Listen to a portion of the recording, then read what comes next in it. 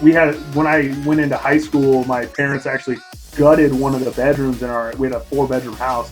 They gutted one of the bedrooms and put mats on the walls and on the ground, and it became our wrestling room. So like, when our friends came over to stay the night, because we had the house that everybody wanted to come and hang out at, lifestyle. But then to work and see these kids that came from like, you know, where their parents are at the bar till 2 a.m. and they got siblings and that they have to like go to school the next day, and they had to like really work hard and deal with all this other shit outside of school. And then as teachers just expected them to perform. So a situation that I live in right now is coaching at the high school that I graduated from, and coaching with the coaches that coached me. Good morning. Welcome to the Big Dan's Daily Dose of Positivity for the day. First of all, I hope you have a great day. Even if you're locked up in your house, get up, make your bed, wash your butt, brush your teeth. Make it a great day. Stay a little active. Stay a little positive. Always look on the bright side of life. You know? Looking on the bright side of life never hurts your eyes. So why not try it? Don't stay in bed all day. It's a beautiful day outside here in Boise, Idaho. I don't know what it's like for the people that I'm sending this video to, but if the sun is shining and the birds are singing, go join them.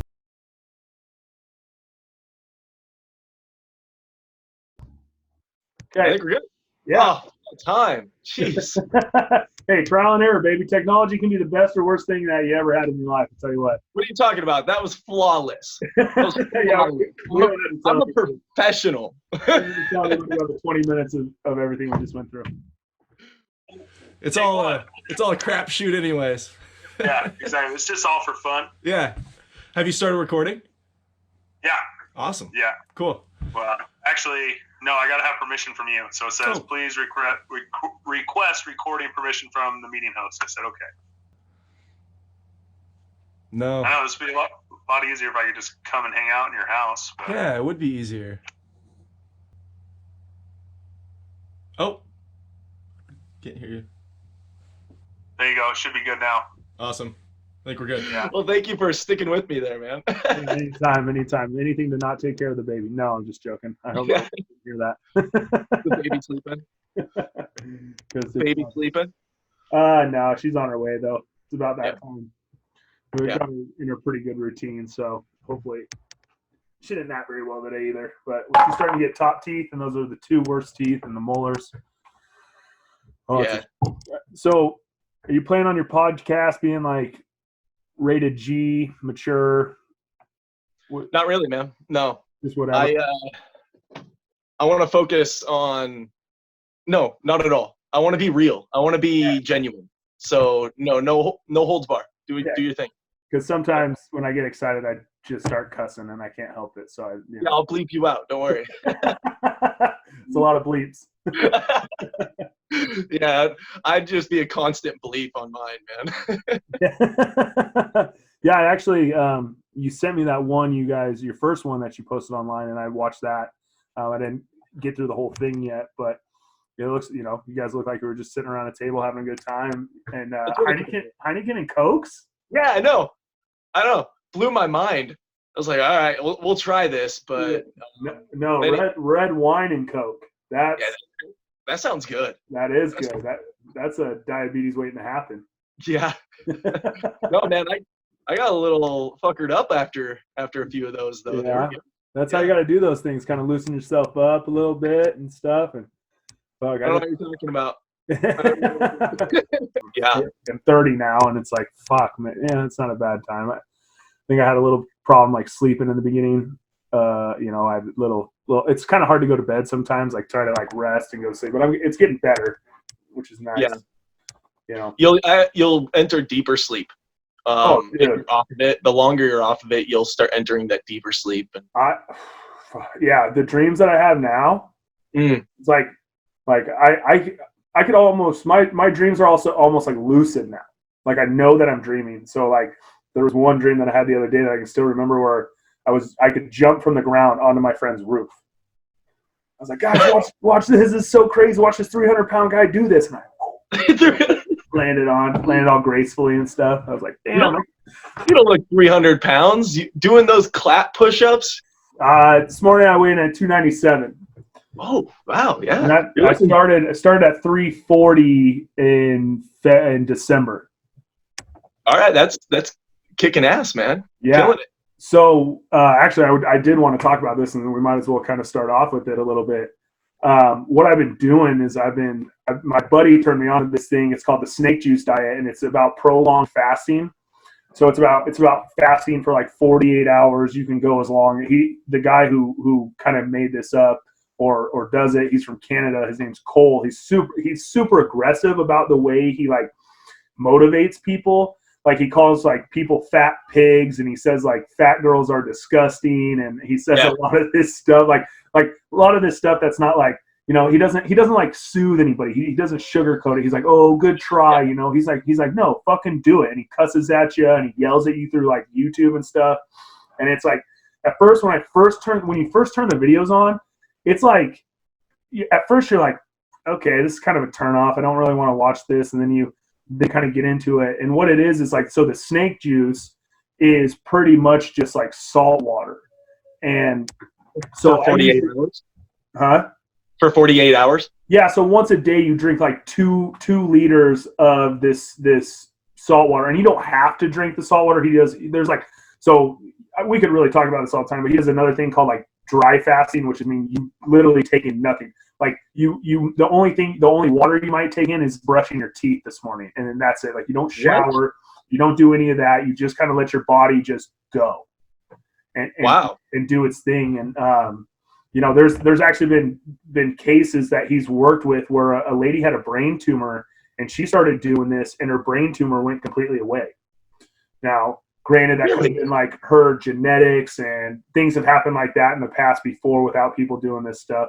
But it's a freak accident. Yeah. It's one of those cases where he believes that, like, you know, the snake juice. But the timing is kind of suspicious. Very kind of weird. I like it. Before we all got locked down on shelter in place with this COVID thing, I had a great routine going. I shredded like 30 pounds off of me in a month.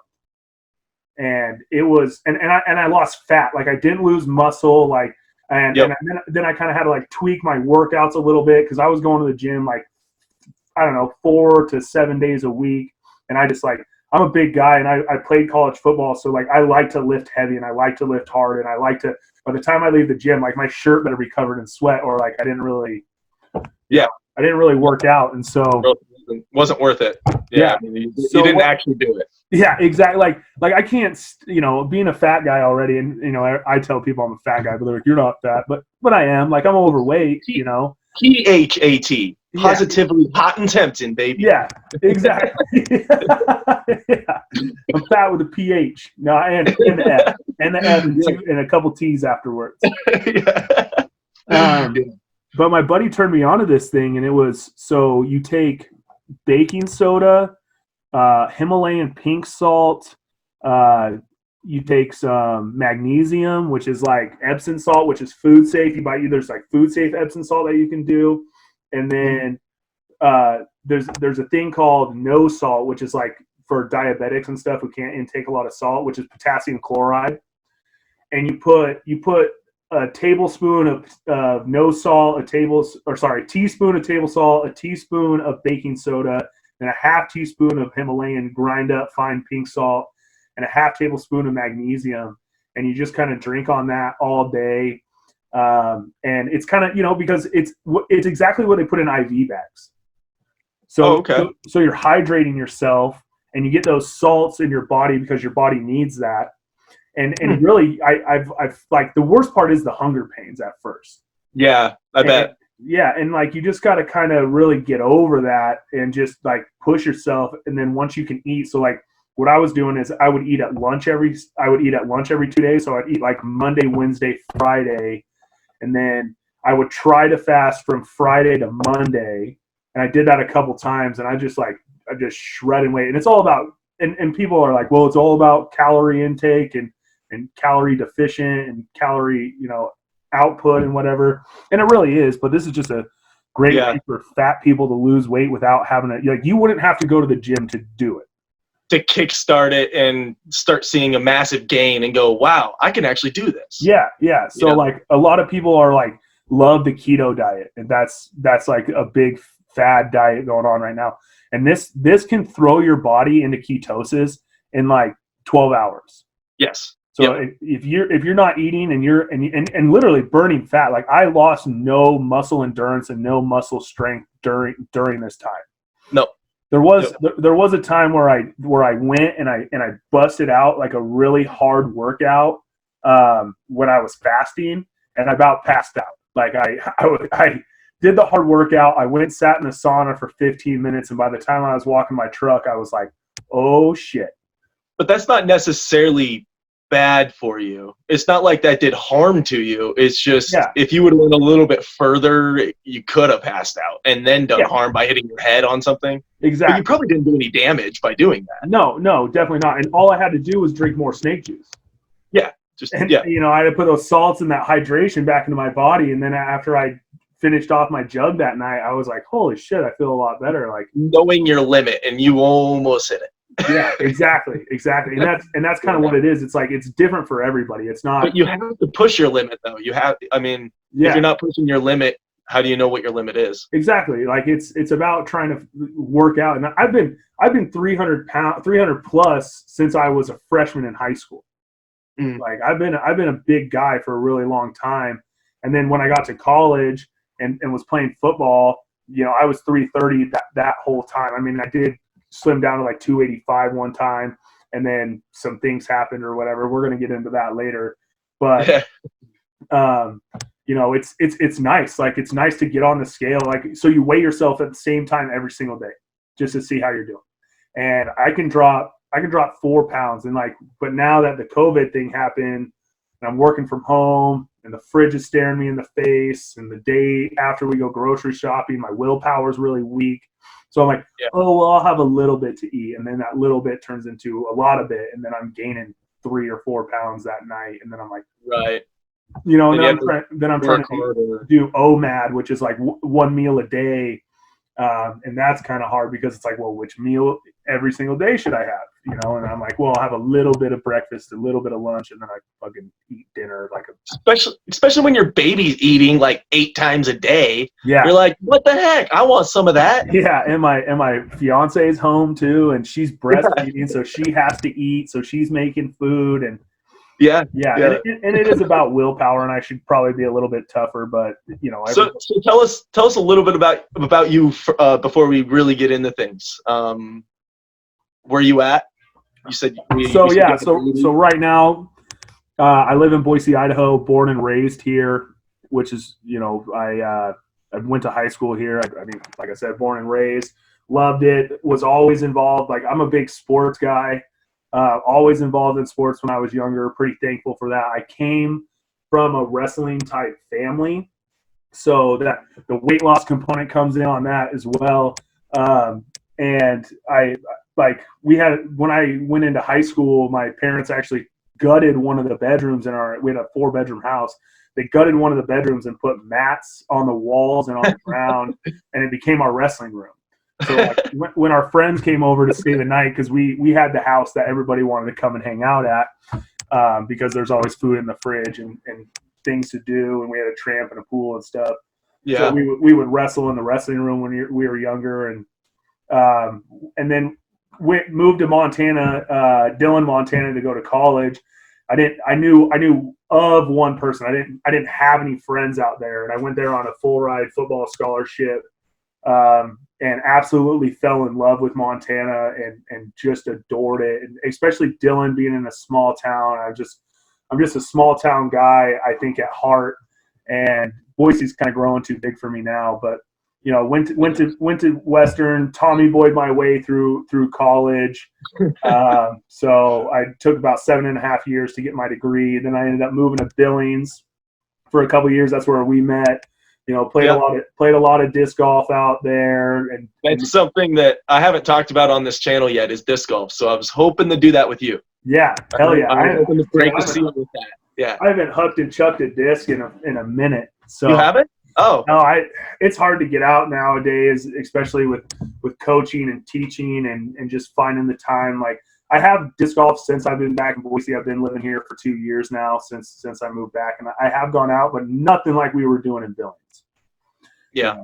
Haven't joined a league. I did find a couple of Facebook groups of like some leagues that I could have gone and joined, but it's just with coaching, it takes up so much of your time for no money at all, but you love it, and it's hard to get away. And so I lived in when I was living in Billings, I worked as a behavior specialist too, so I could make my own schedule. So the minimum I had to work was 37 hours a week, and I was paid hourly, and it was easy to get done at 3 o'clock, 4 o'clock in the afternoon.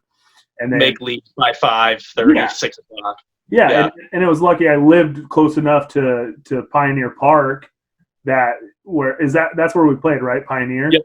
Pioneer Park. Yeah, so it was easy. It was a 2-minute drive from my house. I'd cruise up there. We played disc golf for an hour and a half, 2 hours, and just one of the most gorgeous city park courses I've ever been to. That course is amazing, immaculate. Yeah. Well laid out. The grass just is always cut down. It looks like it's a professional course. Yeah. But it's just a city course or a city park. There's never a lot of people in the way. Like every once in a while you get some people out there, but unless it's winter, they move the winter course to where it's around the playground. Yeah. And sometimes you have to, that can get kind of busy on winter days that are really warm. People are at the park. You know? Your 40 degree days with a little bit of snow still on the ground. Yeah. And you guys are way more hardcore than I am. You guys go out there in snow boots and foot of snow on the ground and throw them, and I'm like, I'm staying at home. Like I'm not dedicated. It's not like we actually golfed all 365 days, but we didn't stop at all this year. We went at least once a week, pretty much every week this year. Yeah, you guys straight dedicated. I was like, I'm like a fair weather player. Like sometimes I might even step out of my house and be like, the wind's a little too strong today. I definitely took some time off, but the Billings crew kept going all year round. Oh yeah. They're hardcore, man. There's a lot of dedication, and you guys have great courses out there. Yeah, we got a new one. Another new one? It's a small one, but it's well laid out. Jake Jones, he did a really good job laying it out, man. And it's a church over on Monad over by Shields. Okay. The new Shields, the big Shields out there. Yeah. They saw Jake just practicing in their field and was like, hey, what are you doing? He told them, and they're like, hey, would you be interested in maybe putting one of those in?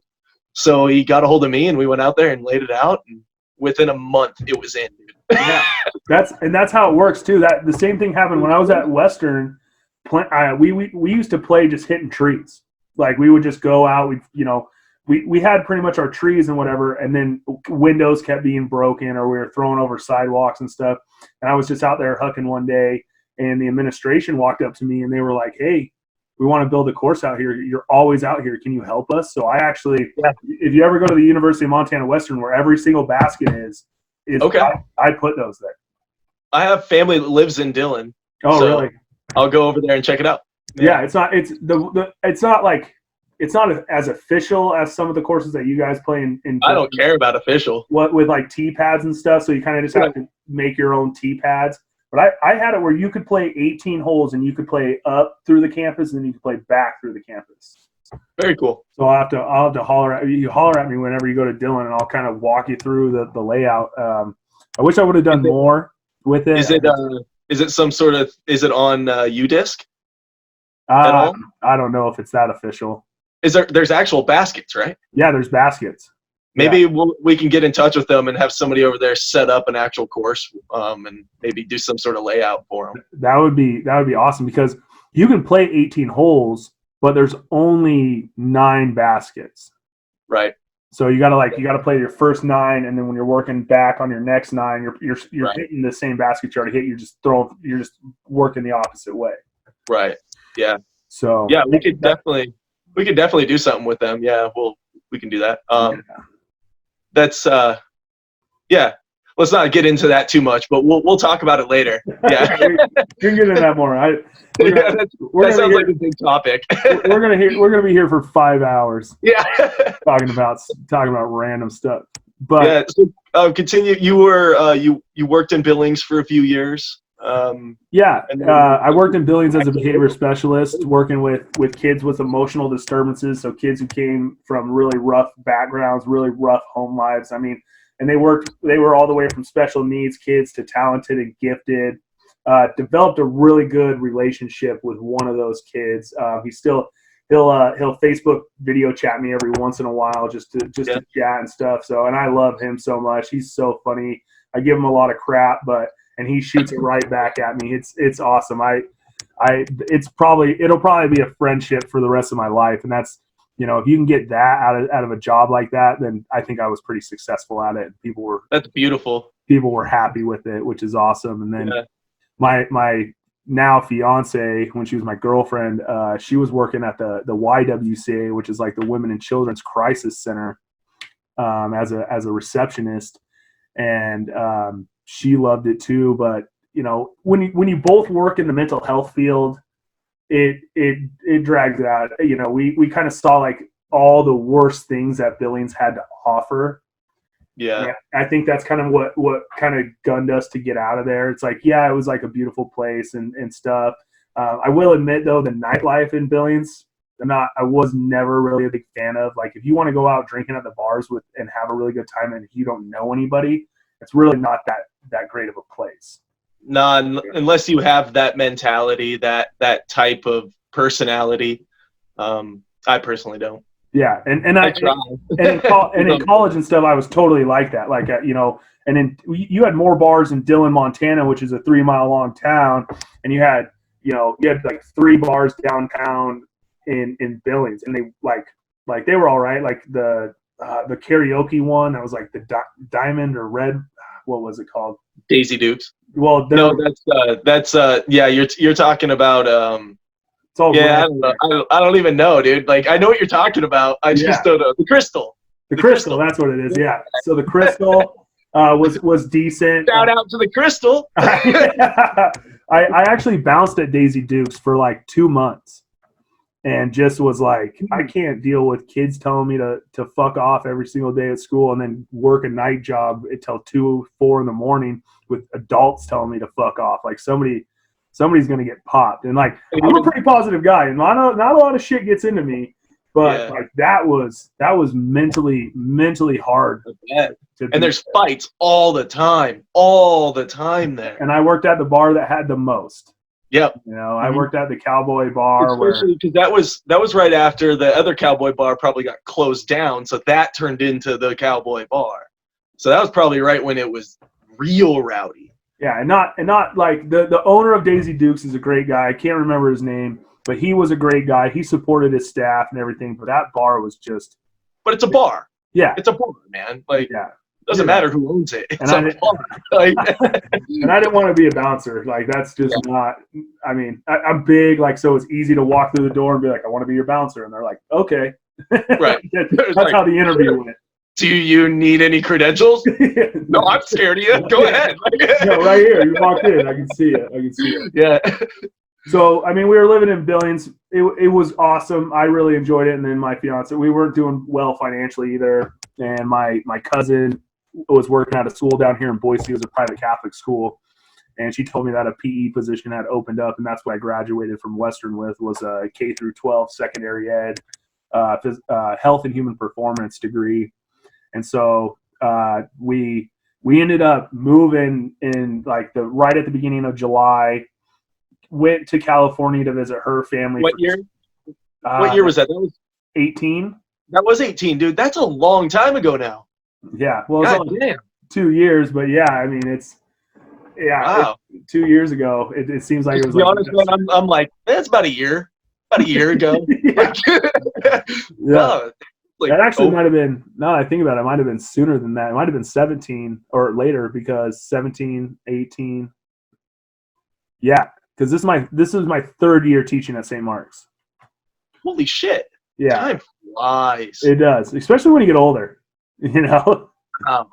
So We ended up going back to California for 2 weeks, and we moved back to Boise with like no jobs. We moved into my parents' house in their guest bedroom, and at this time we didn't have a baby or anything. We just had a dog, so it wasn't all that bad. And enjoyed our time in California. It was like a sweet vacation. Like I've never been on like a 2-week vacation before. It's, even when I was younger, we never took that much time off, and it was awesome. We went to a Dirty Heads concert, like a couple hours away from her hometown, which is Folsom, California.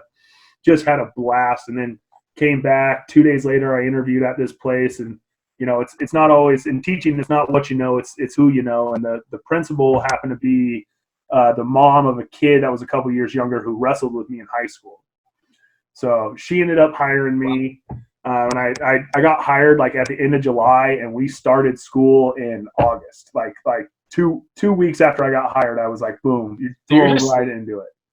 Wow, dude. So I just tried to prepare the best I could, and just started building relationships with kids and just trying to figure it out. And two weeks into it, I played a kickball game with a class, and a girl got a concussion, and mom threatened to sue. And I was like, holy shit, like, is this what I want to do with my life? And anyway, that was just like kind of a fluke scenario. And my principal really helped me out in that situation. She always had my back.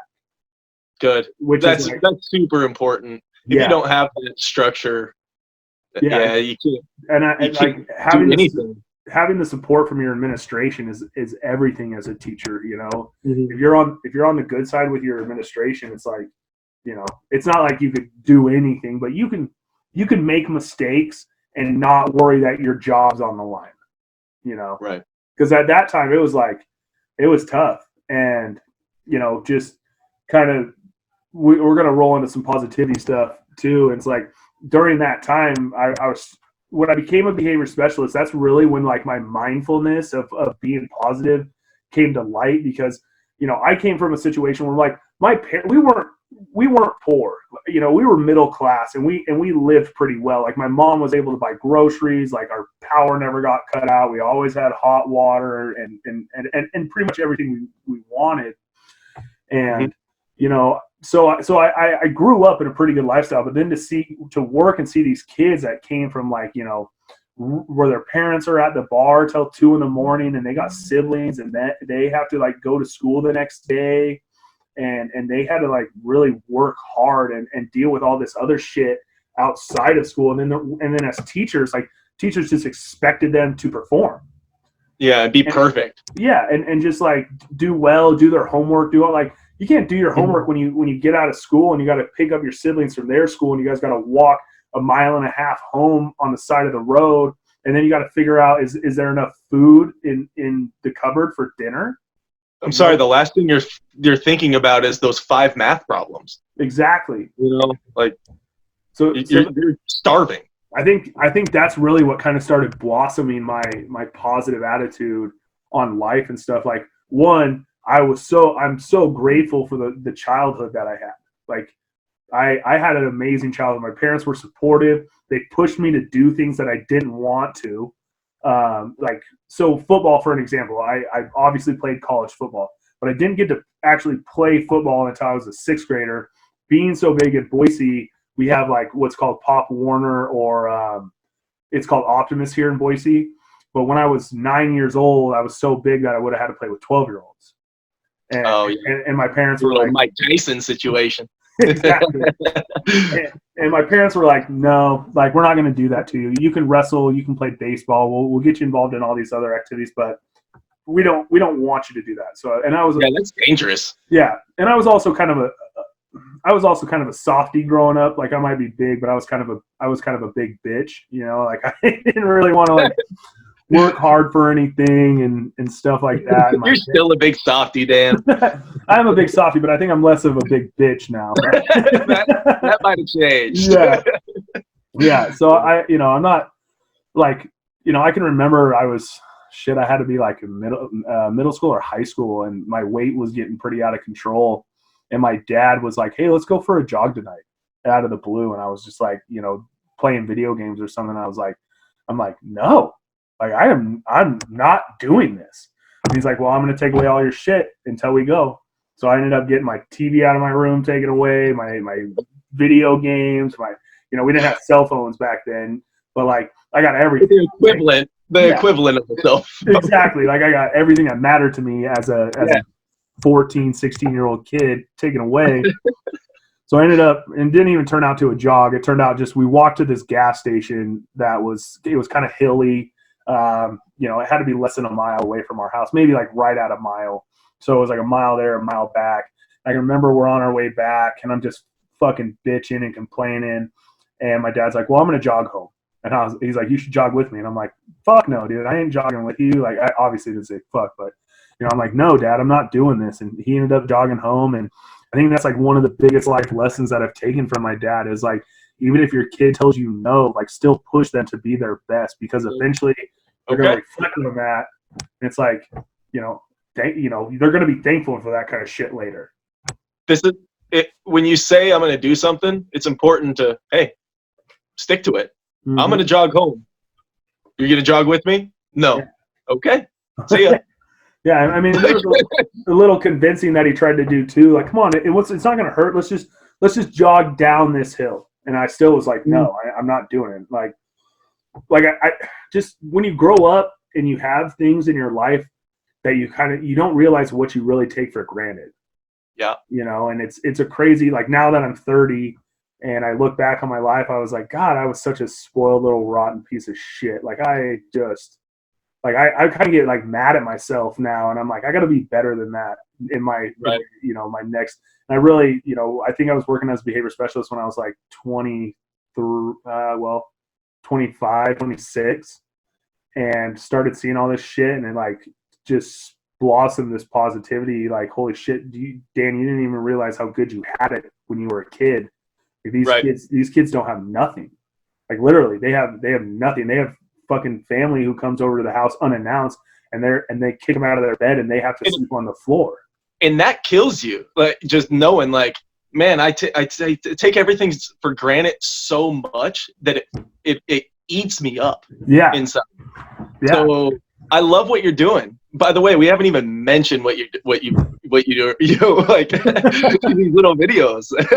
I probably played one at the very beginning, so that everybody got a little clip of one there. But we kind of just went into talking about you. But these positivity videos, man, by doing those, it even though you realize that you had a great childhood, you could still use that positivity, that love, to expand to other people and allow them to go, fuck, man, yeah, man, maybe I don't have it as bad as maybe even these people.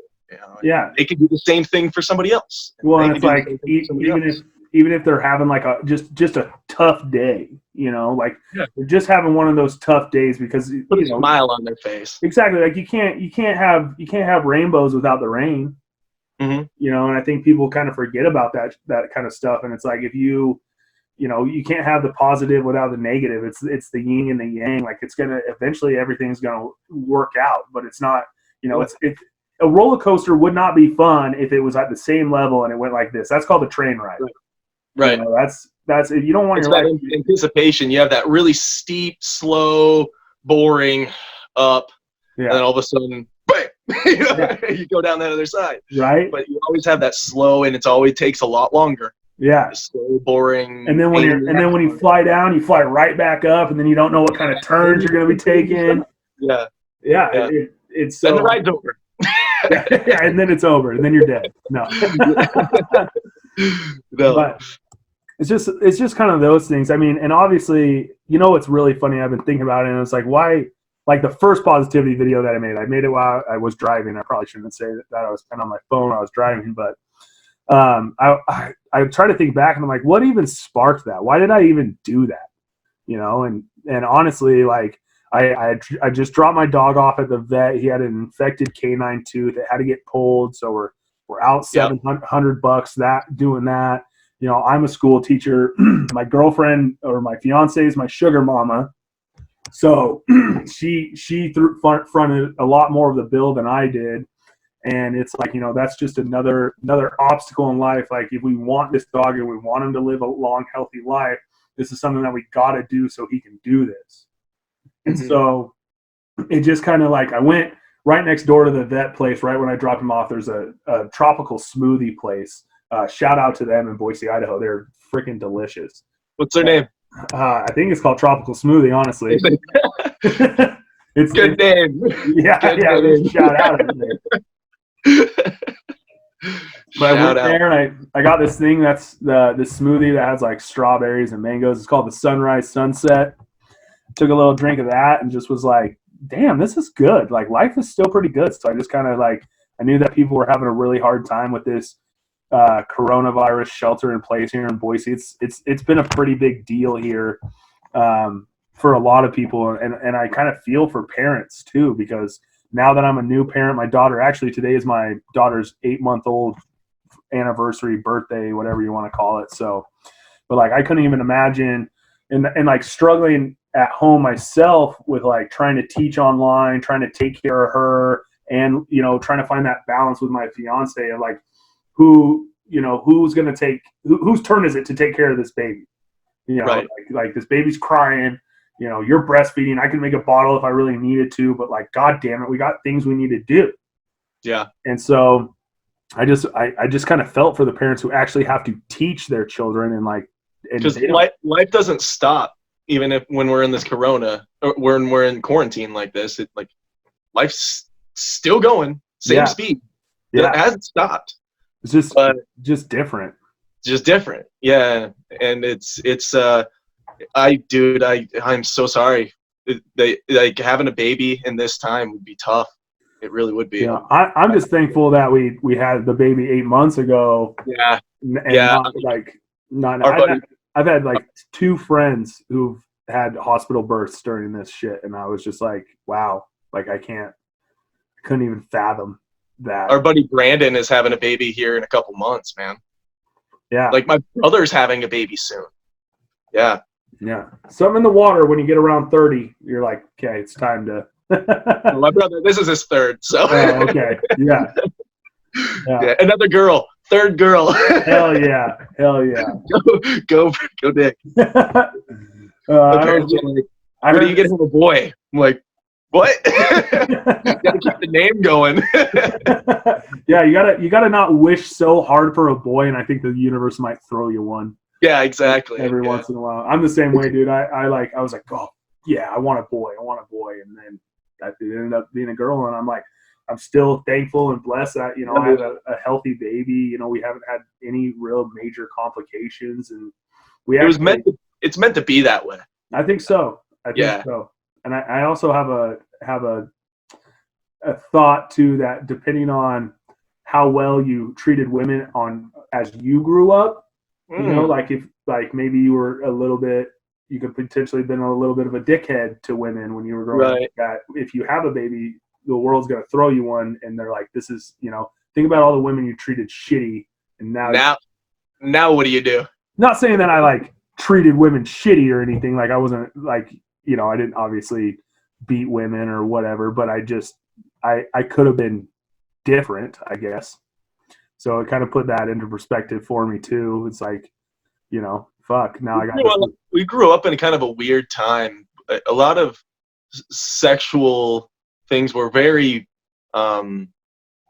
taboo, very taboo. Like we didn't talk about shit. Like me personally, like my school, everything, we didn't really talk about the birds and the bees, you know. And like, you're telling me, dude, I work at a Catholic school. We don't preach anything, right. abstinence.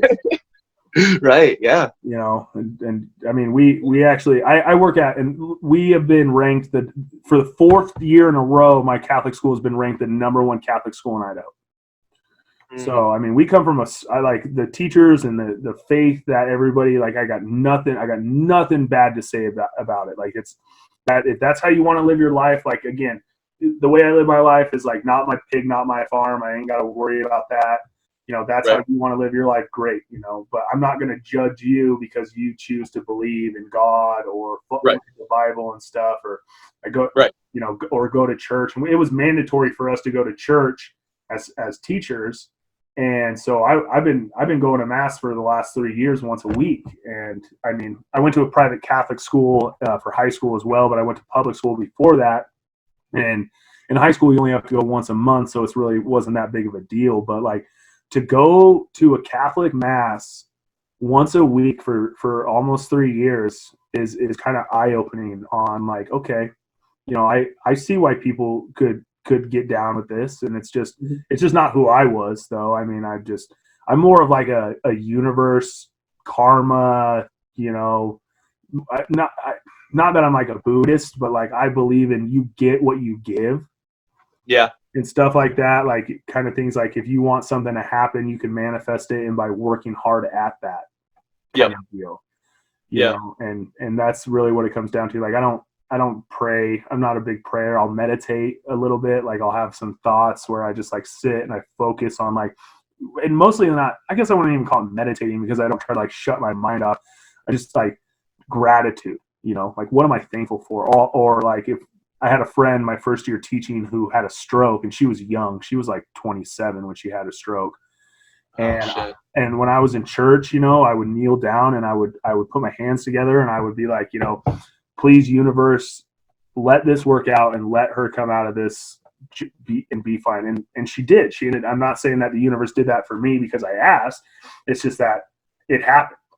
Yeah. So I mean that was really important to me and stuff. But I mean, it's to each their own. Whatever works for you, and that's what matters. Like I'm not going to judge you on the life you're going to live, and I would hope that you wouldn't do the same to me.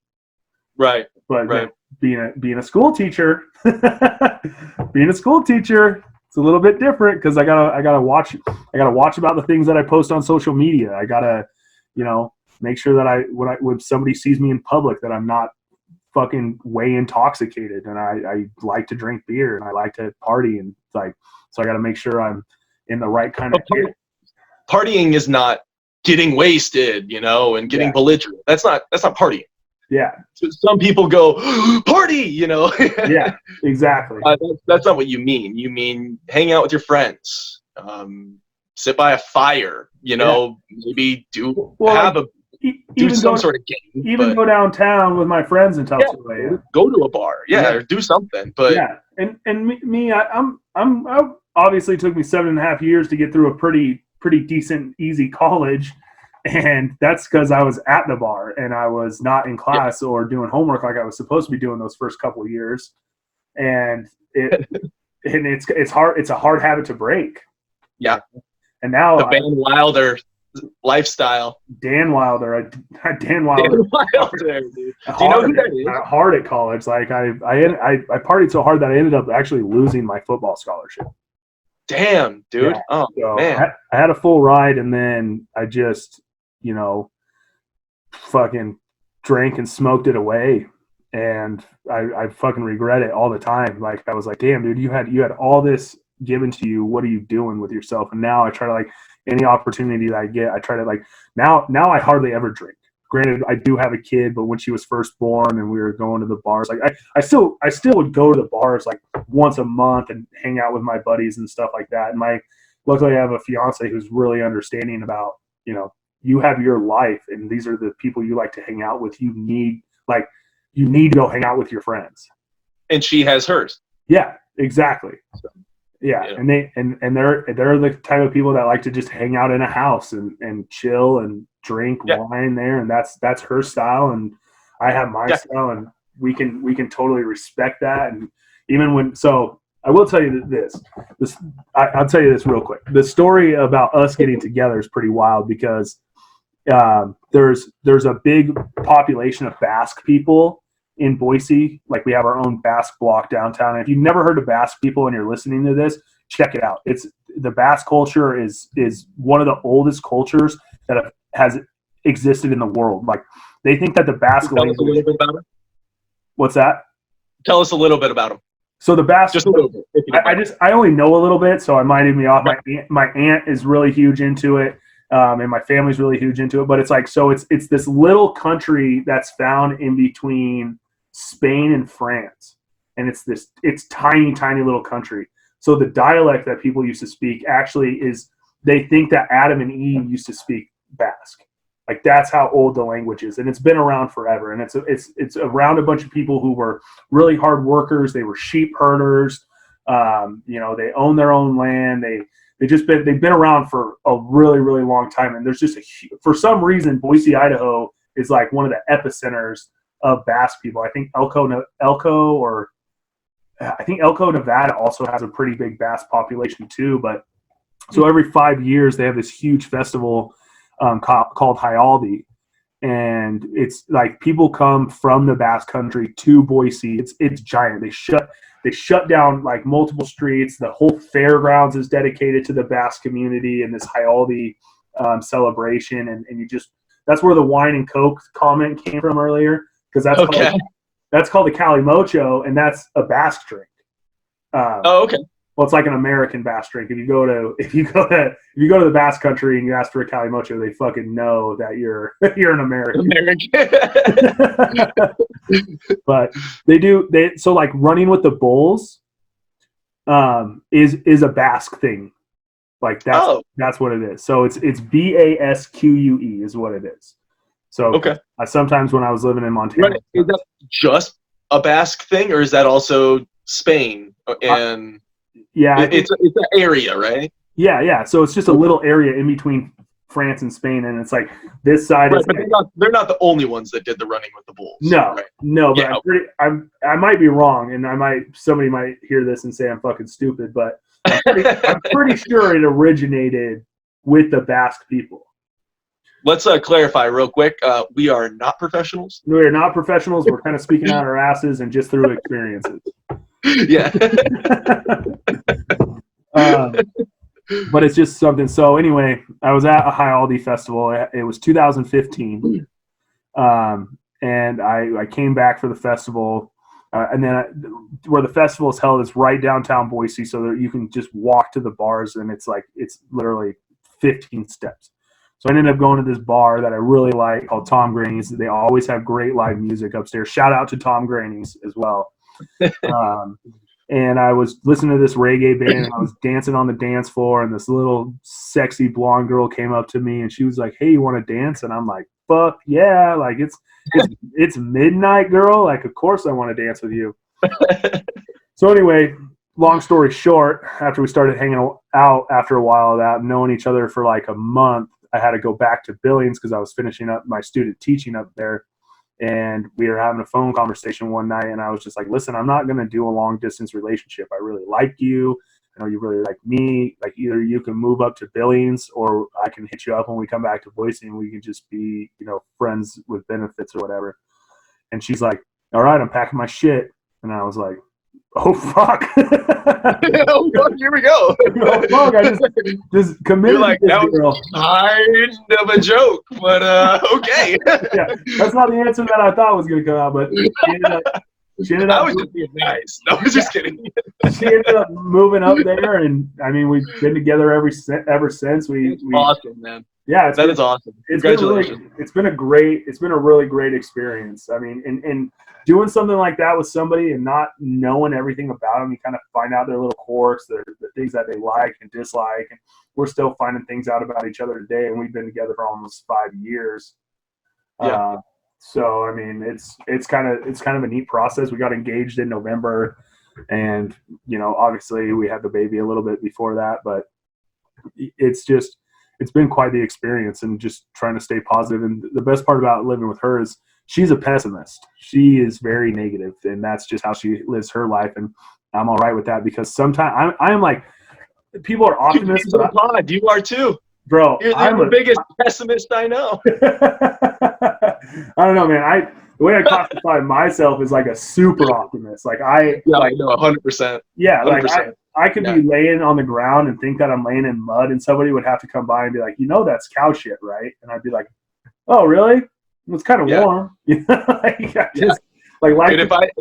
if I went to anybody that knew you and been like, if you had one word for Dan the man, or Danimal, or Big Dan. By the way, let me have one of these Dan names. God damn. Hey, I don't live there anymore, man. You can take whatever you want. Nothing's copyrighted. If I had to ask anybody if one word to explain you, it'd have to be something like optimistic or something like that. I guarantee you. Yeah. Everybody would say that. Yeah. Yeah, I just always kind of been, but it's nice to have her around because sometimes she yanks me out of the clouds and puts my feet back on the ground, and it's like, hey, we need to change the situation when you think it's so great and whatever. It's this. Here's the negative aspects of it, and I have to like kind of take a look back and be like, you know what, you're right. You're totally right. Like I need to come back to reality a little bit and quit living in my little la-la land that I tend to hang out in quite often. So yeah, you should see the world I live in, man. It's all I live in. Yeah. So I mean, and then just with the positivity videos too, it's funny because I put a Facebook video out there the other day that was like, hey, if you got a positive message that you want to send to me, I'll post it, and I think we should keep this thing going. And not one person sent me a message. Not one. Not one. Not a single person. I got 1,200 plus friends on Facebook, and not one person sent me a message of a positive message. Wow. Yeah. So what? Yeah, and I think it's really about being vulnerable. Yeah. It's about putting yourself out there and being vulnerable. Because I got buddies, and even my fiance gives me shit about it sometimes, because sometimes it takes me like 20 takes to take the video to make it right, because I'm doing it on Snapchat. I'm not editing it. It's one take. Let's say, like, man, I make these videos. I try to make videos all the time, and to be honest, even doing those little snaps with you, like I was like, it's kind of awkward. Like, It is. I was just like, I got to a point where I just said, fuck it. Like, why not? Like, let's just do this. Who cares? Put your face out there. You never know what's going to happen. Who cares? Yeah. Who cares? But that's the thing. That's the way people live their life too. It's like, even this morning, I had two of my high school friends send me videos and make fun of them, and it's like, but I don't really give a shit. Like, you guys can make fun of them all you want. They're not for you. They're for whoever wants to hear the message. Yeah, they're for the one person that might gain something from it. That's all that matters. Yeah, just even you gain something from it, right? Exactly. Yeah, I do. I think I put it right there. I put a video out the other day or last week. I can't remember. It's probably one of my best ones that I did, where I talked about how you got 860, or I love that one. Yeah, the $86,400, and somebody takes 10 of them away from you, and then you're gonna. What would you really spend the rest of your money to get that $10 back? Like, no, of course not. And I was do you mind if I have that and I'll just play it like right now? No, that'll be perfect. Yeah, throw it on there. Good morning. Welcome to Big Dan's Daily Dose of Positivity, where we can make positivity more contagious than the coronavirus. Let me ask you a question. If you had $86,400 and someone stole 10 of those dollars, would you spend the rest of that $86,390 to get that $10 back? No, you wouldn't, right? That's an easy answer. Well, here's the take. There's 86,400 seconds in every single day. When somebody steals 10 seconds from you with a negative attitude or a negative interaction, don't spend the rest of your seconds worrying about it or trying to get it back. It's over. You still got 86,390 seconds left in the day. Focus on that. Make that as positive as you can. All right? Hey, guys, listen. I love you guys, and I hope you are doing okay. Make sure you make your bed, wash your butts, brush your teeth, not necessarily in that order. All right, we're back. Cool. Thank you. So that video, like, I was kind of going through something like that in my personal life, where somebody said something shitty to me about something stupid that I'm not going to get into, and and I'm not perfect. Like, just so everybody knows this too. Like, I've been thinking about putting a video out like this too, where I'm not perfect. I'm just preaching positivity. It doesn't mean that I'm fucking absolutely positivity all the time. Like, I still, like, I was cleaning my house the other day, and I was having a mental rehearsed argument with this person who was fucking pissing me off. Yeah. And, and I was letting it ruin my day. Like, I don't get mad very often, but when I do, bro, I get fucking heated. And so it progresses and you think about it, gets worse. Yeah. It was a couple days. Like, obviously there was like parts of my day where I was like not thinking about it, but then there was other parts of my day where I was just like, it's all I could think about. Yeah. And it was just like, God, what a fuck, you know, I got to get over it. I got to get over it. Take your own advice, Dan, you know, take your own advice. Those are tough, and like, because you can, like we just said, it could get worse and worse and worse the more you think about it. Yeah. I've realized that those situations, you can get mad.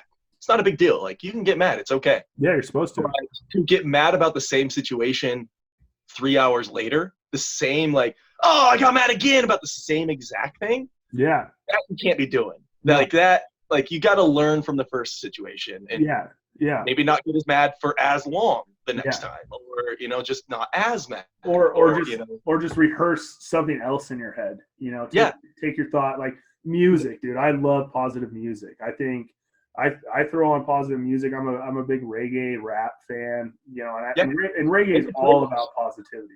Make a playlist of certain songs that just make you smile. Yeah, exactly. And know that every time, 100% of the time, you will think about that negative thing again. You will. I'm thinking about it right now. Every time. So know that's going to happen and plan for it. Make a playlist. Have something sitting there ready to go, I'm going to take my mind off this thing by doing this. Yeah. Well, and it's the type of person where it's like, he's like this thing or whatever. I see him often. So like anytime I was driving to the place where he was going to be, I would just start revving myself up, already getting angry. Yeah. And I'm not, when I'm angry, like, I can't be coherent and like have good comebacks and stuff, because I'm already like to the boiling point by the time I get there, where I'm just very quiet and it's ruined some shit. Like, you've rehearsed all these things in your head, and then when it comes into the moment, like, it doesn't quite you're trying to force these things you thought of, but it's not coming in genuine, so you just seem like an idiot. Yeah, we're like, well, I do that all the time.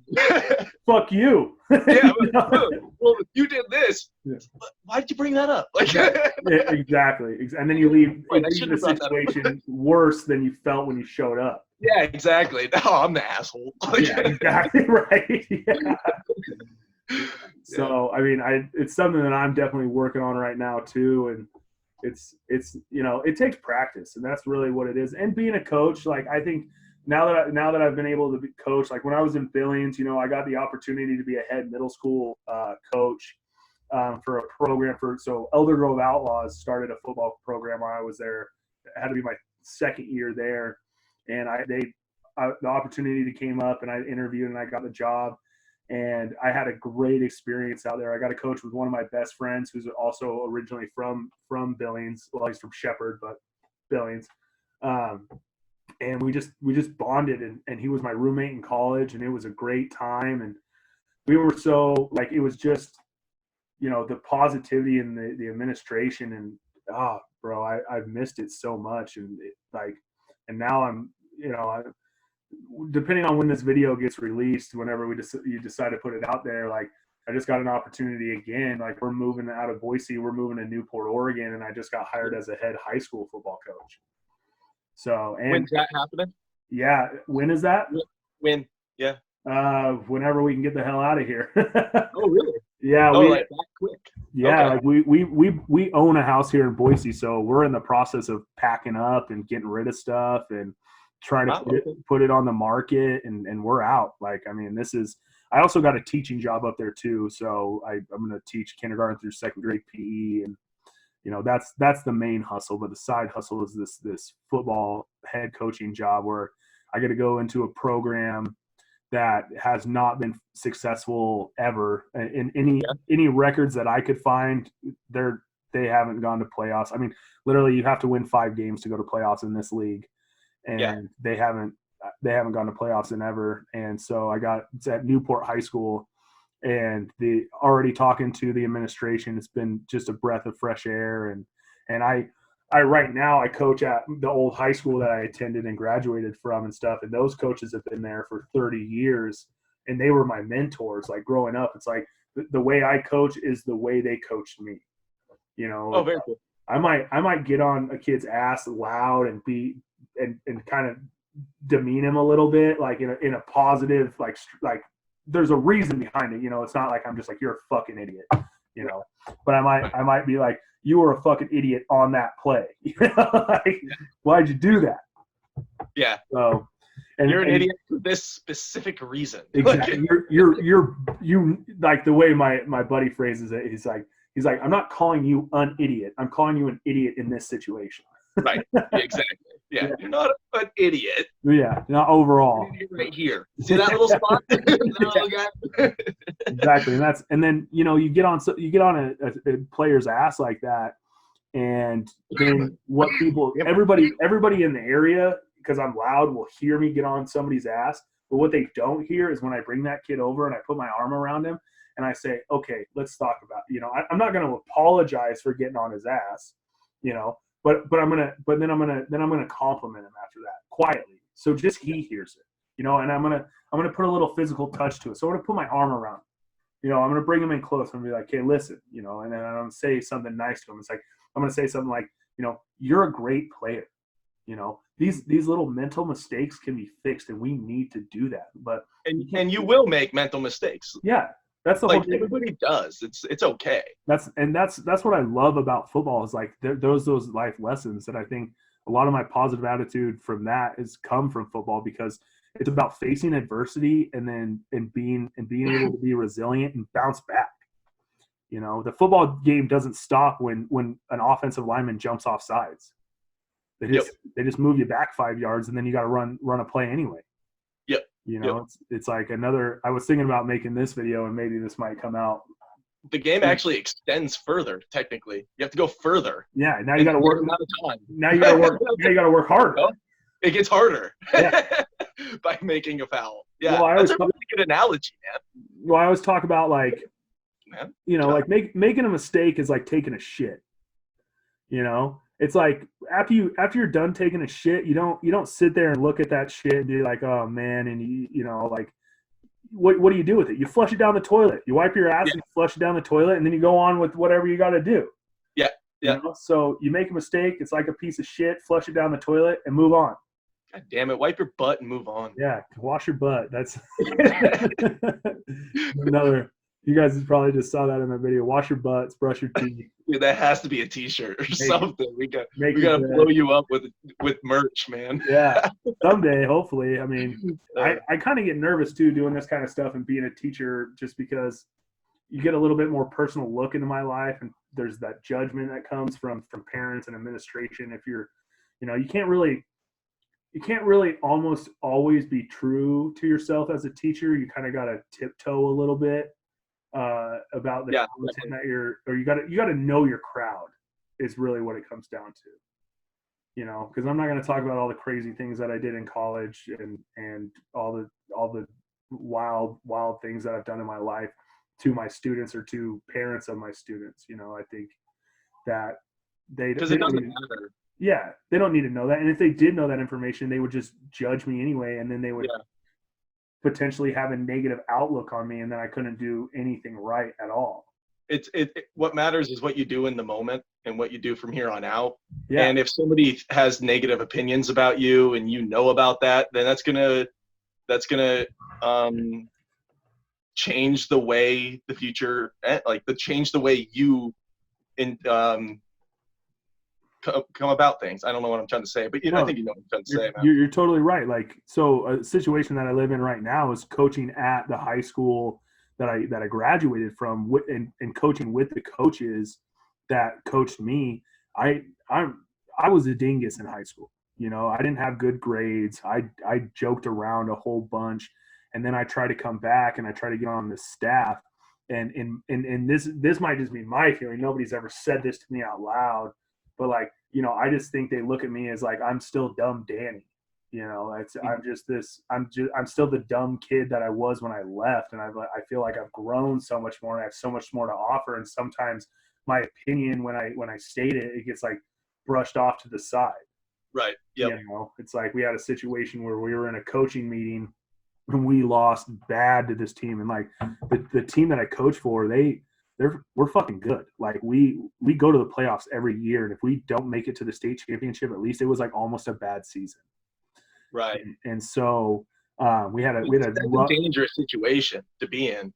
No. Not dealing with loss that much. That's dangerous, man. Yeah, I mean, the coach has been doing it for a really long time. He left my senior year for a couple years to move to Pittsburgh for an opportunity for his wife, but then they ended up coming back like 4 years after that. He's like one of the most winningest head coaches in high school history. Like he has over 200 wins, I'm pretty sure. Mm-hmm. And so, you know, he does a great job, and nothing against him. I love this guy, but you know, it's just that this thought, or I don't really know what I'm trying to say. You know, the way that they view me is not who I am anymore. You know, so I think it's this Newport coaching opportunity is a great way to kind of have a clean slate. That's what I loved about Montana so much, is like when I come back to Boise, I feel like I'm treated as dumb Danny, but when I'm anywhere else, I'm like, people like think I'm smart. Yeah. You know? So it's just kind of like that was kind of like a frustrating part of the whole coaching thing. Is like when we lost, me and another kid, we were assistant O-line coaches to the head O-line coach, and we made a suggestion about taking one kid out and replacing him with another and whatever. And he just had a snarky ass comment that was like, well, all these young guys, you're just in here trying to fix all our problems. And it's like, well, that's not what we're doing. We're just suggesting something. And it's like, for you to blow us off like that and make us feel like we're inferior and not good coaches, like that's like a lesson learned now, right? Like I don't ever want to be a head coach or a coach like that. Like if you have an opinion, I want you to tell me it, because I love hearing other perspectives, because I might not see it like that.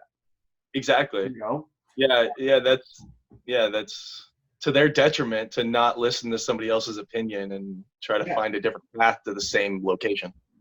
Yeah, maybe an easier, better, faster path. Exactly. Like I'm not trying to take this kid and take him just because he had a really shitty game and take him off the field for good, but maybe he would help the team in a different position. Right. But we never got to that conversation because we were just, you know. Conversation is the key point. Yeah. There was never even a conversation. Exactly. We never even got there, and it was tough. So I mean, it was that like I love coaching at Bishop Kelly. Like it was like one of the highlights of my coaching career thus far. And it's like I learned so much about culture and you know, like we don't just win games at Bishop Kelly because we walk out there and opponents just roll over for us. You know, it's about, we might not even have a very athletic team, but we beat teams who have better athletes because we're disciplined and we do the right things. We're in the right position to make plays. You know, we have integrity. We play with class, and there's all these little things that the head coach has been able to instill over the long tenure that he's had there, and kids buy into that. And it's like, that's another thing that I'm going to take away. You know, it's like, how do I instill this into my future teams about like, what's my message going to be, you know, or his message. When I was in high school, we used one message. It was called WIN. It was WIN. And it stands for what's important now, you know? And it's like, during football, it's like, what's important now? When you're off the field, what's important now? And everything transfers into life like that. And I think it's really important. And then when I started coaching there, we also used another acronym called FAMILY, which is forget about me, I love you. And then like, I'm doing everything for the guy next to me. Like I'm gonna do my job the right way and as hard and as fast as I can, so the guy next to me can trust me. Yeah. You know, so yeah, that's a good acronym. Yeah, so it's all about kind of finding all those little things, and then continue educating yourself on. Like I got this book in the mail like 4 days ago, and I'm about 20 pages from finishing it, and it's about building culture in football and stuff. And there's a bunch of great acronyms in there, but it's like you got to figure out what's going to work. You know, I'm not there yet. I still got to move. We still got a whole bunch of. I got to get the community to buy into all this stuff, and it's a long process. But you know, I want to be successful. You know, I already kind of had a little taste of it when I was at Elder Grove for 1 year, and we went 9-1. You know, and the only loss that we had was to Laurel Middle School, and they had 42 kids on their team, and we lost in triple overtime. Whoa! I don't think we actually lost, but I'm not a referee, so I don't get to make those calls. Watch what you say. Yeah, well, I'm not a football official. I have ref some wrestling in my life, but it's about taking life lessons when you're in a shitty situation. Like another video that I put out too is talking about there's no such thing as a bad day. There's great days, good days, and growing days. And growing is learning. So it's like, what? How could that be a bad day? Exactly. And it really came into fruition when I was my first year teaching and she got a concussion. It was like that. Like at first I was like, God, this is a bad day, but it wasn't. It was like, it's a growing day. You need to be able to pay attention to what's going on in your class. And it was a freak accident. I'm not saying that she didn't have a concussion. I just had to learn from it. And it was like, I didn't play that kickball game for the next year, or I solemnly played games where we threw the ball at each other just to kind of learn from that. And then this last year, before we went into quarantine and shelter in place, I started getting back into it and didn't have any accidents. Kids were pumped when they came to class. I mean, this was a middle school game. And they were jazzed. They want that type of competition. So, I mean, it's just like, yeah, I took a little bit of a break because I had my tail between my legs and I was a little nervous about playing it. And then I started playing it and I was like, holy shit, like these guys, they dig this kind of stuff. It was just a kind of a freak thing that went down. Yeah. So, I mean, it's just about, it's easy to stay positive too when you've had a good childhood, I think.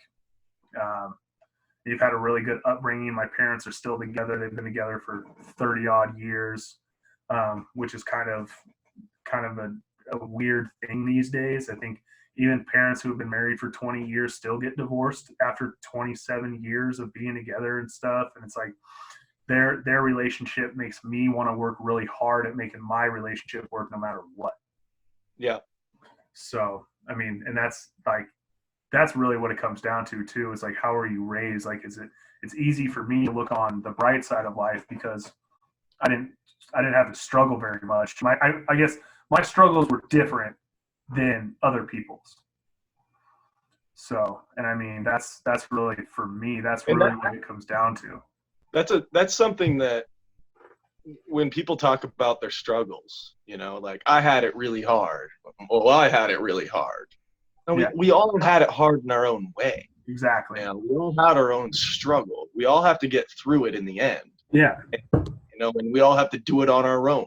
You can't rely on somebody. Like, they can help you, but you have to do it. Yeah. They can lead a horse to water. Struggle. It doesn't matter. Exactly. Life. There's some shit out there that I do not want to fucking have to go through. There's some real shit out there. But I fucking had to struggle too. I mean, everybody has struggles. Yeah, everybody struggles a little bit different. Like, luckily I didn't grow up with parents who were addicted to drugs and going to the bars or divorced and stuff like that. And to people who are going through that kind of stuff, like, that might happen to you, but it's your choice to do what you want with that. Yeah.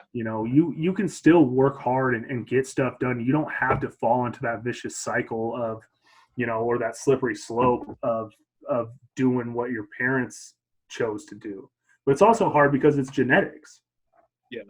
Like, it's in our genes. Addiction, people who are addicted to stuff, that's actually part of their genetics. Yeah. Like, and I didn't really realize that too. So like, I'm adopted.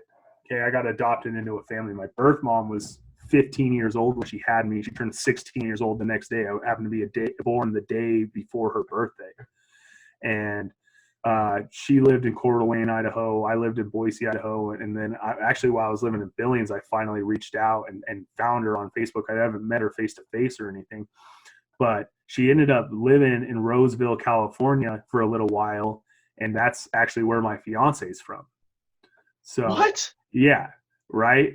So when we were out there for those 2 weeks, there's this company called Chicks in Crisis. And shout out to Chicks in Crisis and Inez and all those people. They do amazing things for women and children out there. They're an awesome company. But my birth mom was like one of this lady Inez's her first like client, I guess you would call her. And I actually got to, when we were down there, I met Inez at a coffee shop with my fiance now, and we sat and we talked for like 3 hours. And it was amazing. It was cool to kind of, and Inez was really open about things. And I asked her some questions and she's like, that's not for me to answer. That's for your birth mom to answer. Yeah. And just kind of like talking to her, like she made some poor choices when she was growing up. She's doing a lot better now. And she makes better choices. She's obviously not, I'm not saying she's perfect now. I'm not saying I'm perfect either, but like the addiction thing, like I feel that, like, I know, like I'll be honest, I'm addicted to nicotine. Like I chew all the fucking time and I got to knock this shit off. I even promised my fiance that I would quit when our daughter's born, and it's fucking 8 months after she's born and I still can't do it. You can do it. I can do it, but it's tough. It's like terrifying almost. It's like I'm going to lose like a piece of me, but it's like, it's one of the hardest things that I've ever, and I haven't even really attempted. Like there's been a couple times where I'm like, okay, I'm not going to chew, and I last like 12 hours. There's never been a full day where I've gone like, okay, I'm not going to use any nicotine today. Did you feel like you're compromising yourself if you do it? Maybe. Almost. It's the habits that I've been chewing since I was like 15 years old. Like it's the habit of grabbing that can, packing it, throwing one in, and then letting it sit in there for however long I feel like, whether it's 45 minutes to 5 hours, or if not longer than that. Yeah.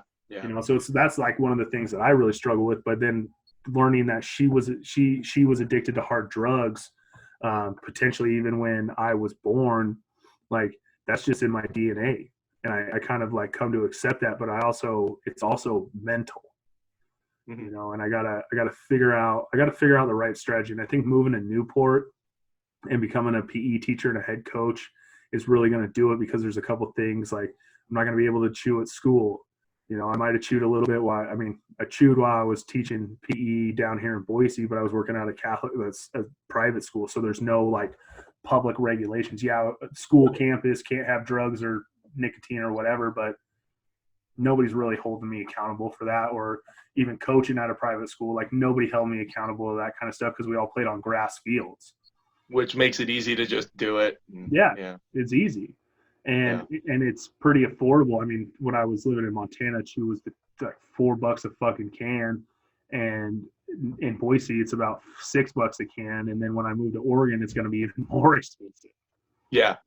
So, and then being on a turf field, I don't want to jeopardize the health and well-being of my athletes by spitting chew on the ground or taking the chew out of my mouth and rubbing it into the turf and having them get some type of infection if they cut their leg open or something. Right. Yeah, exactly. Yeah. It's a good time to quit. It's a great time. It's a great time to quit. And I've talked to a doctor about it even. Like I got Chantix, but I still haven't taken it. Yeah. It's just about that willpower. Yeah. About your mom, real quick. Is that something that you're looking into meeting her, or you don't have to talk about it if you don't want, man? No, I love talking about it. I think it's a great story. I mean, I'm an open book, baby. Like I'm not going to hold anything back, but yeah, she's been great. I found out. All right, so let me ask my real question. Ask me real. No, just kidding. No, about your mom. Are you looking into meeting her? Yeah, I mean, there's always been talk with me and her meeting each other. She lives in Colorado, though. She lives in near Boulder.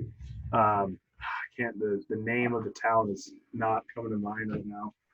Alder. She lives in Alder, Colorado, and she lives down there with my half sister and a half brother.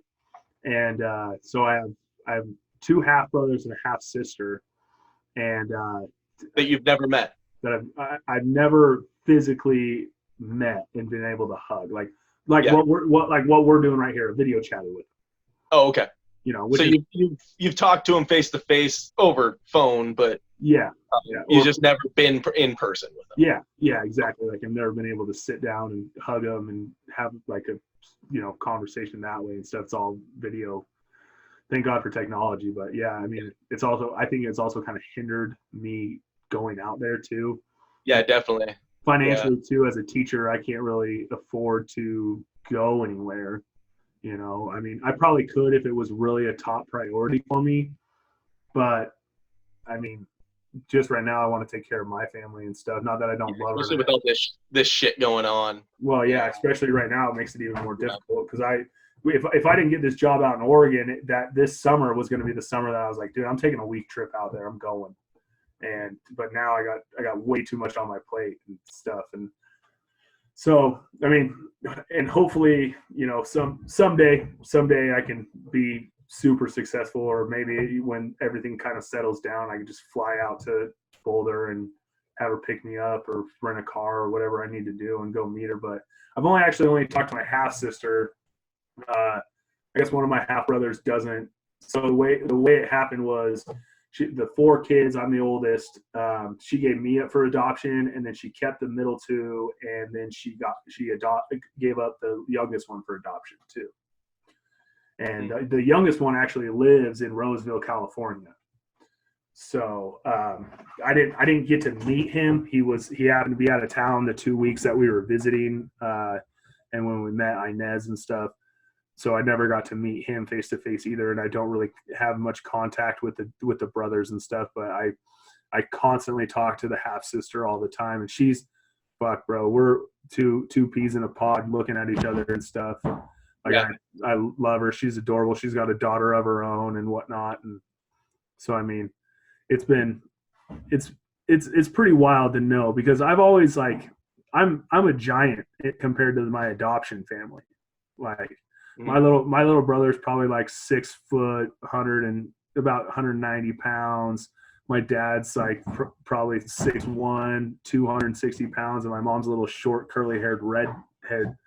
And you know, she, like, when we take family photos, I put my arms around everybody. Like, yeah. Everybody stands in front of me, and I'm in the back, and I'm just like I just hold everybody. But then I also have an older brother who's 10 years older than I am, and he's been a pretty big influence in my whole life too. He's kind of had his own fight with addictions and stuff, and he was kind of a little bit more entitled than the rest of us. Got kicked out of the house when he was 16 for smoking weed. Had a baby at 20 while living in somebody's garage in the neighborhood and stuff. So he kind of made his own bed, but you know, I still love him. I love talking to him. I actually get along with him better than I do my younger brother, who's 2 years younger than me. Because my younger brother and me just have different viewpoints on life and stuff like that. So, but it's kind of funny because my older brother's one extreme and my younger brother's another extreme, and I'm like kind of just squashed in the middle of, like, yeah, I like to party and do some crazy stuff, but I'm also going to take care of my responsibilities and my financial obligations. Yeah. You know? So, but I mean, just like, you know, life would be a lot tougher if you couldn't just be thankful for the things that you really have. We take it for granted so much, and I see it all the time from all these people that like the things that we complain about here living in America, like, is unreal. You know, like, it's like, did you wake up and could you turn on a faucet and have water? Yeah. Well, other people don't get that. We find things, we make up things to complain about nowadays. Exactly. Like, we don't have actual things to complain about. No. So we make up these stupid, inane, political correctness things, and you know, and like, none of it matters. It doesn't. None of it matters. Are you alive? Are you healthy? Is your family healthy? Yeah. Are you happy? You know, like, these are things that matter. Yeah. Like, my parents today, they just had today they just put down their chocolate lab that they had for 11 years and stuff. Shit. And like, yeah, I mean, that's a tough day. It's not a bad day. You know, they gave that dog the best life he had. Like, he was an awesome dog. He was a really, like, my dad used to take that dog to work, leave his back door of his truck open because he owned his own electrical company, and let that dog would jump out, go to the bathroom, do whatever he needed to do, sniff around. People would pet him, and then he'd hop back in the truck and he'd just fucking chill there. Yeah. Yeah. So it's just like, yeah, you know, we're sad. You're supposed to be sad when you lose something like that. That's a normal emotion to have. That's a normal thing.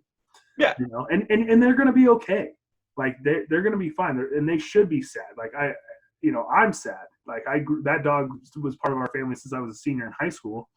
But, you know, at the same time, life isn't bad because of it. You know, life isn't unfair because something was tough one day. But Right. it's like the things that it's the exact opposite. It's actually the exact opposite. Yeah. Like you should be not happy, but man, I don't know how long that dog lived, but let's just say 10, 12 years. Yeah, 11 years. Awesomeness compared to one bad day. Exactly. Yeah. And just, you know, and it's like the other shit that people fucking complain about, like, yeah, just like, well, you know, my internet cut out today. Well, so fucking what? Put the controller down and read a goddamn book. Like, go outside. What's a book? Yeah, exactly.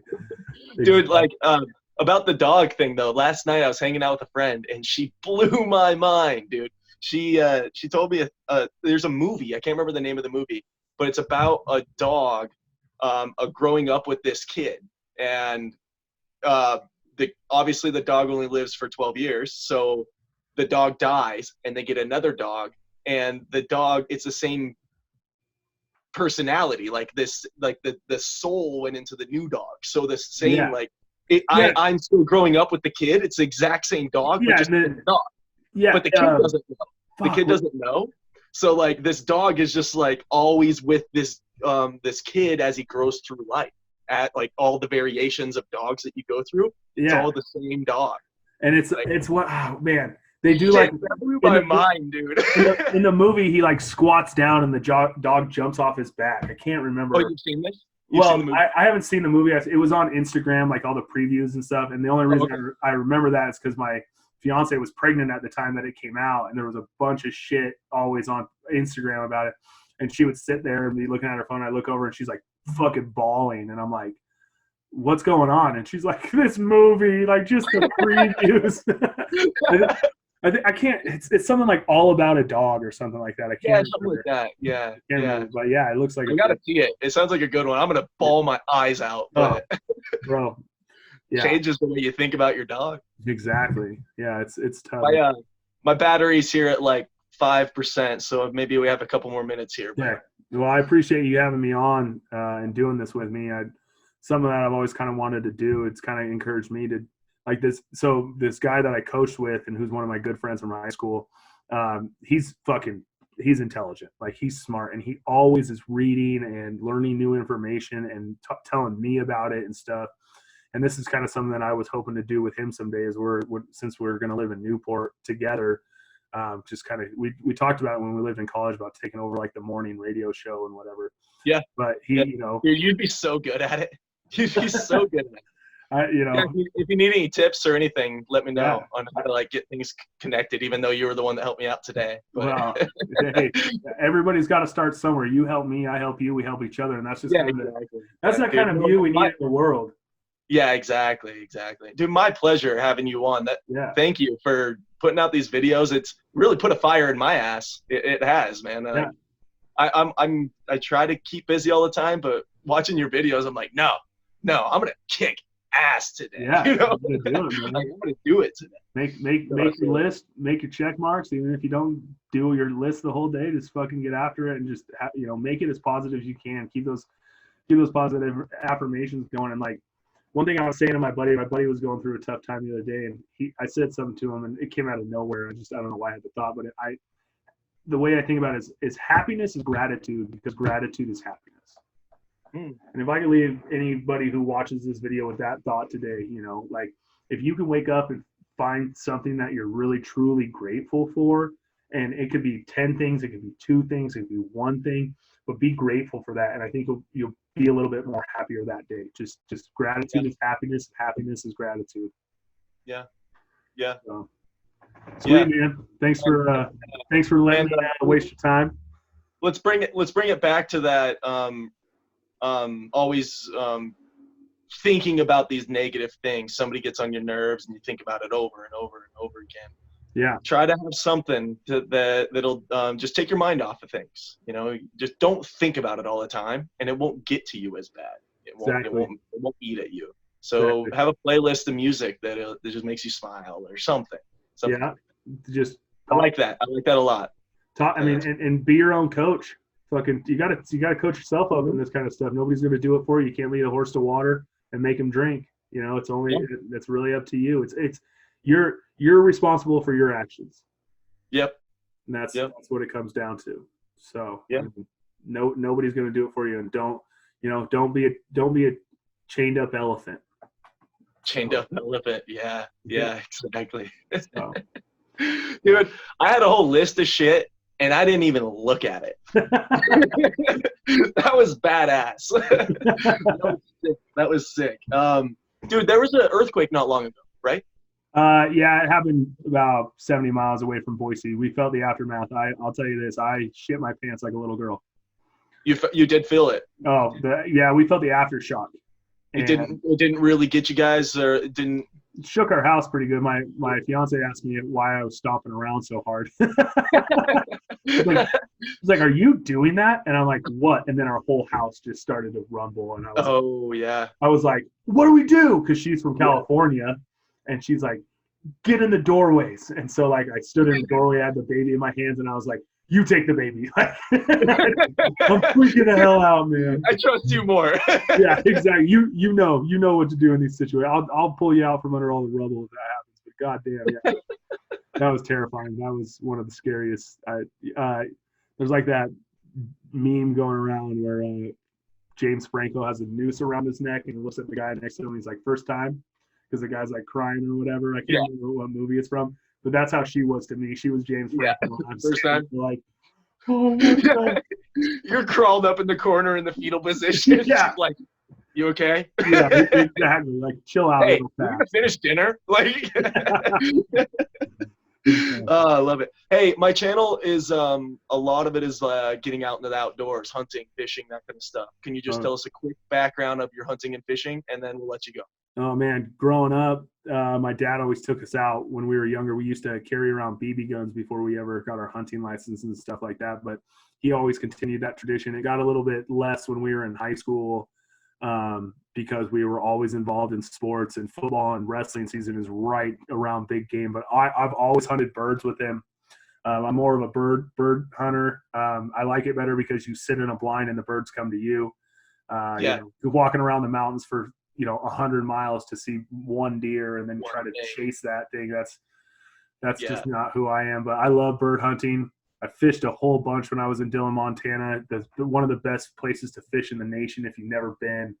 Amazing fishing. Oh my goodness. We had the Beaverhead River, like, I don't know, 150 feet from our backyard at one of these houses that I used to rent. And it was like, just get up and fish all day and you just catch the biggest brown trout you've ever seen in your life. And then you keep just driving up the road and you could fish all day, and you could probably fish for weeks and not touch the whole river.